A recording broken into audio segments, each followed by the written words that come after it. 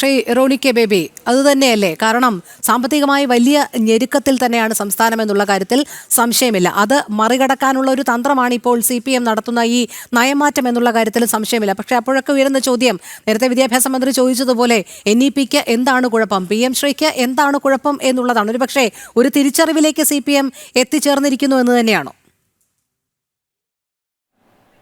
എന്താണ് കുഴപ്പം, അല്ലെങ്കിൽ PM ശ്രീ പദ്ധതിക്ക് എന്താണ് കുഴപ്പം എന്നൊക്കെ നമ്മൾ ചോദിക്കുമ്പോൾ PM ശ്രീ പറയുന്നത് റൈസിംഗ് സ്കൂളുകൾ വല്ലാതെ ഉയർത്തെഴുന്നേൽക്കുന്നു, ശാക്തീകരിക്കപ്പെടുന്നു, ഇന്ത്യയിലെ വിദ്യാഭ്യാസ മേഖല അപ്പാടെ മാറുന്നു. ഞാനൊരു കണക്ക് ഇവിടെ പറയാൻ വേണ്ടി ആഗ്രഹിക്കുക. ഇത് കേന്ദ്ര ഗവൺമെന്റിന്റെ കണക്കാണ്. ഈ കണക്ക് കേന്ദ്ര വിദ്യാഭ്യാസ മന്ത്രാലയം unified district information system for education അതിന്റെ annual status of education report 2024 അതിൽ പറയുന്നത് കഴിഞ്ഞ 3 വർഷം കൊണ്ട് ഇന്ത്യയിൽ അടച്ചുപൂട്ടപ്പെട്ട സ്കൂളുകളുടെ എണ്ണം 89,441 സ്കൂളുകൾ ഇന്ത്യയിൽ അടച്ചുപൂട്ടപ്പെട്ടത്. അതേസമയത്ത് തന്നെ ഇതെല്ലാം പൊതുവിദ്യാലയങ്ങളാണ്, സർക്കാർ സ്കൂളുകളാണ് അടച്ചുപൂട്ടപ്പെട്ടത്. അതേസമയം തന്നെ പുതുതായിട്ട് വന്ന പ്രൈവറ്റ് സ്കൂളുകൾ 42,944 സ്കൂളുകൾ കൂടി. ഈ ഡ്രോപ്പ് ഔട്ട് റേറ്റ് 8% സ്കൂളുകളിൽ നിന്നുള്ള കുട്ടികളുടെ കൊഴിഞ്ഞുപോക്കല്. കൃത്യമായി തന്നെ കണക്ക് പറയാം. അതായത് 6 വയസ്സിനും ഇടയിൽ 17 വയസ്സിനും ഇടയിൽ 47.4 മില്യൺ, അതായത് നിയർലി 5 കോടി കുട്ടികൾ സ്കൂളിൽ നിന്നും പിന്നെ ഔട്ടായിരിക്കുകയാണ്. അപ്പോൾ നമ്മൾ ഈ പദ്ധതികളൊക്കെ നടപ്പാക്കുമ്പോൾ എന്താണ് ഈ നാഷണൽ എഡ്യൂക്കേഷൻ പോളിസിയുടെ അടിസ്ഥാന പ്രശ്നം? അത് എന്നത് വിദ്യാഭ്യാസത്തിന്റെ സ്വകാര്യവൽക്കരണം തന്നെയാണ്. നമ്മളിപ്പോൾ കേരളത്തിൽ നമ്മൾ ഇത്രയും നാളും ചേർത്ത് നിന്നു. ഞാൻ ഉത്തരേന്ത്യയിലെ കാര്യം തന്നെ പറയാം.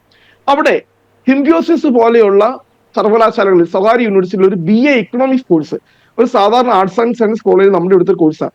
അവിടെ അത് കംപ്ലീറ്റ് ചെയ്യുന്നതിൽ വരുന്ന ഫീസ് എത്ര രൂപ? 10 ലക്ഷം രൂപയാണ്. അതേസമയം ഡൽഹി യൂണിവേഴ്സിറ്റിയിൽ 4,000 രൂപയുള്ള ഒരു സെമസ്റ്റർ കംപ്ലീറ്റ് ചെയ്യാൻ വേണ്ടിയിട്ട്. ആ ഒരു വ്യത്യാസം നമ്മൾ ഓർക്കുക. എത്രയോ സ്വകാര്യ സർവകലാശാലകൾ കൂണുപോലെ ഈ ഉത്തരേന്ത്യയിൽ വന്നുകൊണ്ടിരിക്കുക. നമുക്കറിയാം ജെയിൻ യൂണിവേഴ്സിറ്റി ബാംഗ്ലൂർ, അവരുടെ ക്യാമ്പസിൽ തന്നെ 60,000-ഓളം വിദ്യാർത്ഥികൾ അവർ ക്യാമ്പസിൽ പഠിക്കുന്നത്. അതുപോലെ തന്നെ ഈ സ്വകാര്യ വിദ്യാഭ്യാസമായി വരുമ്പോൾ എന്താ, അവരുടെ സംവരണം എന്ന് പറയുന്നത് മാനദണ്ഡമല്ല. ഇവിടെ ഈ കേരളത്തിലെ ഇപ്പോൾ ഈ വിദേശ സർവകലാശാലകൾ അല്ല സ്വകാര്യ സർവകലാശാലകൾ വരാൻ പോകുമ്പോൾ അതിനകത്ത് സംസ്ഥാന സർക്കാരിന് സാമൂഹ്യ നീതി ഉറപ്പാക്കാൻ കഴിയില്ല.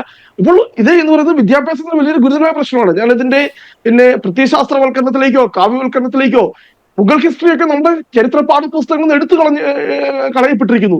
അല്ലെ, ആദ്യമേ ഇന്ത്യൻ ഹിസ്റ്ററി എന്ന് പറയുന്നത് ആര്യൻ സിവിലൈസേഷൻ ആണ് എന്ന രീതിയിലേക്ക് വ്യാഖ്യാനങ്ങൾ വന്നിരിക്കുന്നു.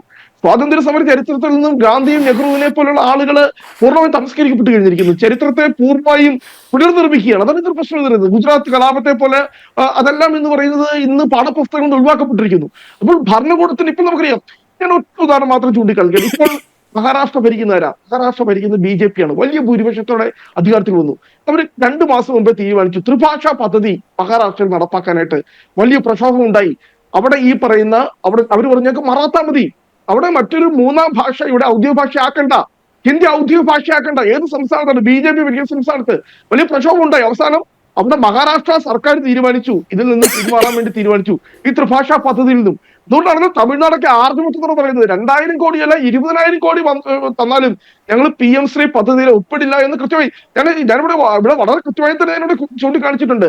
സമഗ്ര ശിക്ഷ അഭിയാൻ പോലെയുള്ള പദ്ധതികളുടെ അതിന്റെ 7ാം ക്ലോസിൽ കൃത്യമായി പറയുന്നുണ്ട്, മാനദണ്ഡങ്ങളില്ലാതെ ഉപാധികളില്ലാതെ വേണം കേന്ദ്ര ഗവൺമെന്റ് വിദ്യാഭ്യാസ മേഖലയിൽ ഫണ്ടുകൾ നൽകുവാനായിട്ട്. പക്ഷെ PM ശ്രീ പദ്ധതിയിൽ എന്തിനാണ് ഇങ്ങനെ മാനദണ്ഡങ്ങൾ വെക്കുന്നത്? ഇവിടെ ഗവൺമെന്റ് CPM ഞാൻ ഇതിന്റെ മെമ്മോറിയൽ ഓഫ് അണ്ടർസ്റ്റാൻഡിങ് അതിന് 1ാമത്തെ ക്ലോസ് തന്നെ നിങ്ങൾ നോക്കണം. 1ാമത്തെ ക്ലോസ് എന്ന് പറയുന്നത് എന്താ? States will implement all provisions of national education policy NEP 2020 entirely, പൂർണ്ണമായും ദേശീയ വിദ്യാഭ്യാസ നയം പൂർണ്ണമായും നടപ്പാക്കണം within the entire state. As the main objective of this scheme is to showcase the implementation of NEP 2020 through the PM Shri schools. അപ്പൊ ഇതിന്റെ 1ാമത്തെ scope എന്ന് പറയുന്നത് ഇത് 1ാമത്തെ ക്ലോസ് എന്ന് പറയുന്നത്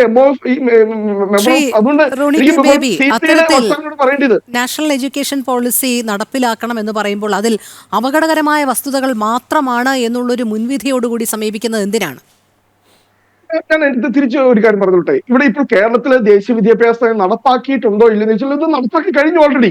ഞാനൊരു അധ്യാപകനാണ്, ഞാൻ കോളേജിൽ പഠിപ്പിക്കുന്ന അധ്യാപകനാണ്. നമുക്കറിയാം കോളേജിലേക്ക് സിസ്റ്റം ഇപ്പോൾ 4 ഇയർ ആയി മാർക്ക് എഴുതിയിരിക്കുന്നത്. നമുക്കൊക്കെ നേരത്തെ നമ്മളൊക്കെ പഠിച്ചിരുന്ന കാലഘട്ടത്ത് 3 വർഷം ഡിഗ്രി ആയിരുന്നു. ആ സിസ്റ്റം കംപ്ലീറ്റ് മാറി ദേശീയ വിദ്യാഭ്യാസ നയത്തിന്റെ അടിസ്ഥാനത്തിൽ ഇപ്പോൾ 4 ഇയർ കോഴ്സിലേക്ക് നമ്മൾ ഓൾറെഡി ചേഞ്ച് ചെയ്തിരിക്കുന്നു. ഇനിയിപ്പോൾ സ്കൂൾ മേഖലയിൽ നമുക്ക് ഖാദർ കമ്മിറ്റി റിപ്പോർട്ട് പോലെ പിന്നെ ഓൾറെഡി റിപ്പോർട്ട് വന്നിരിക്കുന്നു. ഹയർ സെക്കൻഡറിയും പിന്നെ സ്കൂളുകളും തമ്മിൽ മേർജ് ചെയ്യാൻ വേണ്ടിയിട്ട് 8 തൊട്ട് 12 വരെ +2 എടുത്തു കളഞ്ഞുകൊണ്ട് +2 സ്കൂൾ വിദ്യാഭ്യാസത്തിന്റെ ഭാഗമാക്കി മാറ്റുകയാണ്. ഇതെല്ലാം ഇപ്പോൾ നമ്മളതിന്റെ സ്ട്രക്ചർ ഓൾറെഡി ഇംപ്ലിമെന്റ് ചെയ്ത് കഴിഞ്ഞു. ഇനി ഇവിടെ നമ്മൾ നടപ്പാക്കാതെ ഇത്ര നാളെ റെസിസ്റ്റ് ചെയ്ത് നിന്നത് അതിന് പാഠ്യപദ്ധതി പോലെയുള്ള നയപരമായ കാര്യങ്ങളില്ല. അപ്പോൾ നമ്മൾ ഈ PM ശ്രീ പദ്ധതിയിലേക്ക് ഒപ്പുവെച്ചതോടുകൂടി അതിന് നയപരമായ കാര്യങ്ങൾ എനിക്ക് ഒരു 30 സെക്കൻഡ് ബഹുമാനോട് ശ്രീ ശ്യാംരാജിനോട് ഒരു കാര്യം ചൂണ്ടിക്കാണിക്കുന്നുണ്ട്. 2023-24 ഏറ്റവും അധികം ഫണ്ട് നൽകിയിരിക്കുന്ന രാജസ്ഥാനല്ല, ഏറ്റവും അധികം ഫണ്ട് നൽകിയിരിക്കുന്നത് ഉത്തർപ്രദേശിനാണ് 122 കോടി, ആന്ധ്രാപ്രദേശിന് 106 കോടി, മധ്യപ്രദേശിന് മഹാരാഷ്ട്രക്ക് 63 കോടി, രാജസ്ഥാന് 163 കോടി അലോട്ട് ചെയ്തു. ആക്ച്വൽ നൽകിയിരിക്കുന്നത് 24 കോടി, ഓൺലി 24 crores ആണ്. അപ്പോൾ വളരെ കൃത്യമായി തന്നെ ഞങ്ങൾ ഭരിച്ചിരുന്ന കാലത്ത് ശരിയാണ് ഈ 2 സ്റ്റേറ്റുകൾ ഒപ്പുവെച്ചു, പക്ഷെ 3 സ്റ്റേറ്റുകൾ ഒപ്പുവെച്ചിരുന്നില്ല. പഞ്ചാബ്, ഹിമാചൽ, ഞങ്ങളോട് സഖ്യകക്ഷി ചേർന്നത് ജാർഖണ്ഡ്, അത് 3 നിൽ എന്നാണ് ഈ ജൂലൈ മാസത്തില് രാജ്യസഭയിൽ വിദ്യാഭ്യാസ മന്ത്രി സമർപ്പിച്ച അതിന്റെ ഇംപ്ലിമെന്റേഷൻ സ്റ്റാറ്റസിൽ പറഞ്ഞിരിക്കുന്നത്.